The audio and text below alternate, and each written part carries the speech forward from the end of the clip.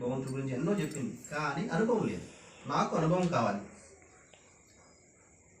అంటే ఓకే, ఆ మాస్టర్ ప్రత్యక్షమైన మాస్టర్ నీకు 3 పౌర్ణమిలు అవకాశం ఇస్తాను.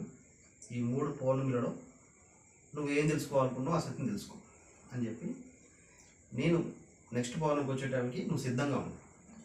సిద్ధంగా ఉండంటే ఎలాంటి తెలుసా, ఆహార నియమాలు, ప్రాపంచికతో తగ్గింపు, నీతో నువ్వు ఎక్కువ ఏకాంతంగా గడపడం, నువ్వు సిద్ధంగా ఉండు. నిన్ను నువ్వు సిద్ధపరచు, నేను వస్తా పౌర్ణమికి. అప్పుడు నీకు నువ్వు ఏం సత్యం తెలుసుకోవాలనుకుంటున్నావు అది నేను ఈ 3 పౌర్ణంలో నీకు తెలియజేస్తా అంటాడు.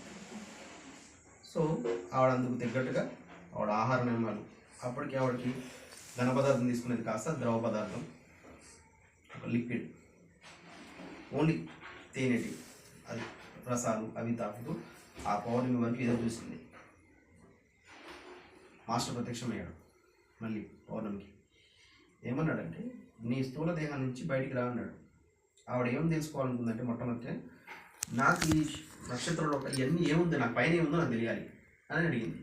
మొట్టమొదటి కోరిక, నాకు అసలు ఈ పైన ఏముంది, ఈ విశ్వంలో ఏముంది నాకు తెలియాలి అని అడిగింది. ఓకే, నువ్వు బయటికి రా.